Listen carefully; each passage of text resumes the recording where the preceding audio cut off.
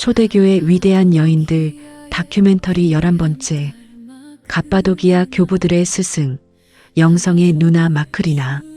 마크리나는 성경 속 인물은 아니지만 기독교 교리의 기틀을 세운 갑바도기아의 세교부, 그들의 뒤에는 역사에 가려진 위대한 영적 스승이자 누나인 마크리나가 있었습니다. 화려한 귀족의 삶을 버리고 스스로 노예와 같은 낮음의 삶을 선택하며 가족을 교회의 기둥으로 세워낸 그녀의 골방 영성을 통해 오늘날 우리 가정을 어떻게 영적 공동체로 세울 것인가에 대한 깊은 도전을 던집니다. 오프닝, 역사의 무대 뒤에 숨겨진 거인. 삼위일체 교리를 정립하며 기독교 신학의 뼈대를 세운 기독교 역사의 거인들. 때 바실리오스와 니사의 그레고리우스. 우리는 이들을 갑바도기아의 교부들이라 부릅니다. 하지만 이 위대한 사상가들을 길러내고 그들에게 영적 지도를 했던 진짜 스승이 누구였는지 아는 사람은 많지 않습니다. 역사적 고증에 따르면 그녀는 단순한 누나가 아니었습니다. 무너져가던 가문을 영성의 명가로 가꾸어낸 어머니였고 동생들의 영적 오만을 꺾어버린 날카로운 신학자였습니다. 사막으로 가지 않고도 자신의 삶을 거룩한 사막으로 만들었던 여인. 마크리나의 골방으로 여러분을 초대합니다. 제1장 약혼자의 죽음 그리고 하나님과의 약혼. 327년경 마크리나는 카파도키아의 부유한 기독교 귀족 가정에서 태어났습니다. 어머니 에멜리아와 아버지 바실리우스는 박해시대의 신앙을 지킨 사람들입니다. 10남매 중 장녀로 태어난 마크리나는 어린 시절부터 성경을 깊이 공부하며 자랐습니다. 그녀는 뛰어난 미모와 지성을 겸비하여 수많은 귀족 청년들의 구원을 받았습니다. 아버지가 정해준 전도 유망한 청년과의 결혼을 앞둔 어느 날 약혼자가 갑작스러운 죽음을 맞이합니다. 당시 문화로는 다른 이와 재혼하는 것이 당연했지만 마크리나는 뜻밖의 선언을 합니다. 하나님이 정해주신 남편은 죽은 것이 아니라 하나님 품에 살아있습니다. 그러므로 저에게 이 결혼은 영원한 것입니다. 그녀는 세상의 결혼을 거절하고 오직 그리스도만을 신랑으로 삼아 평생을 동정으로 살기로 결단합니다. 세상에 유력한 가문을 세우는 삶 대신 하나님 나라의 가문을 세우는 삶이 시작된 순간이었습니다. 제2장 세상의 성공에 취한 동생을 깨우다. 마크리나의 가문이 기독교 역사상 최고의 명가가 된 결정적 사건이 일어납니다. 당대 최고의 엘리트 코스인 아테네 유학을 마치고 돌아온 둘째 동생 바실리오스.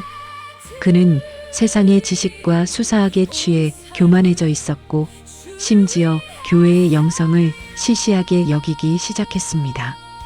이때 그 앞을 가로막은 것이 누나 마크리나였습니다. 바실리오스, 내가 아테네에서 배운 것이 고작 세상에 썩어질 명예와 교만이더냐? 세상의 학문은 너를 구원하지 못한다. 내 영혼의 알몸을 보아라. 누나의 철저한 영적 훈계와 눈물의 기도 앞에 바실리오스는 무릎을 꿇었습니다. 세상의 성공을 쫓던 청년 바실리오스는 누나를 통해 회심을 경험하고 전 재산을 가난한 자들에게 나눠준 뒤 수도사가 됩니다.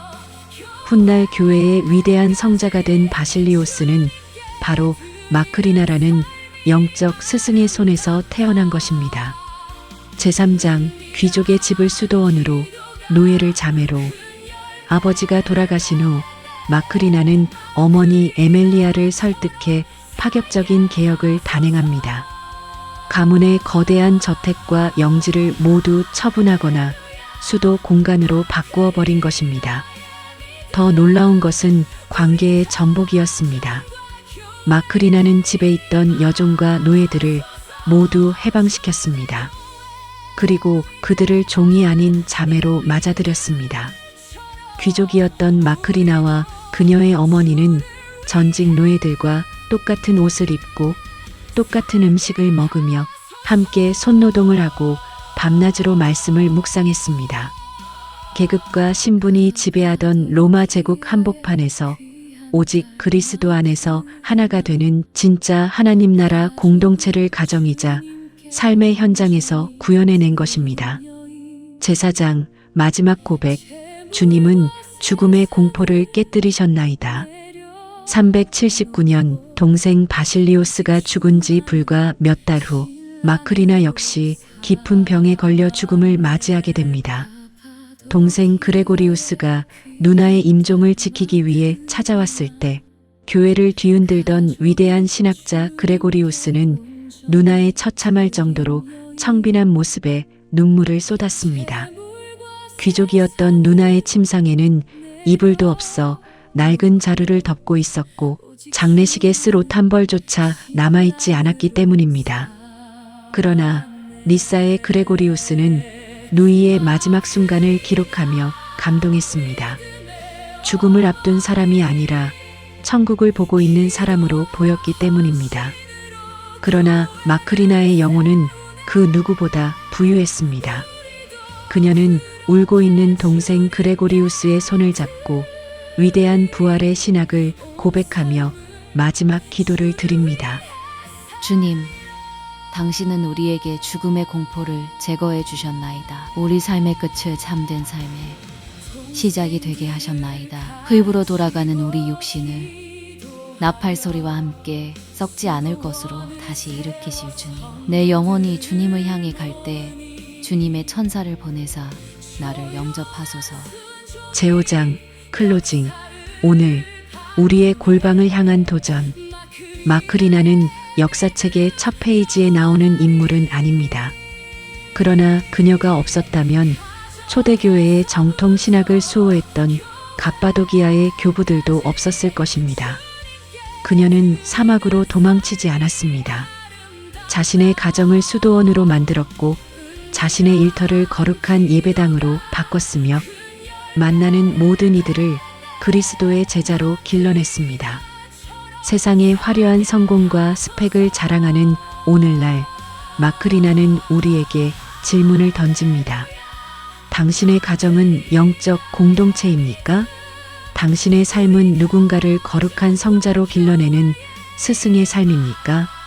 화려한 귀족의 옷을 벗고 그리스도의 세마포 옷을 입었던 여인 마크리나의 영성이 오늘 우리의 골방에서 다시 시작되기를 소망합니다.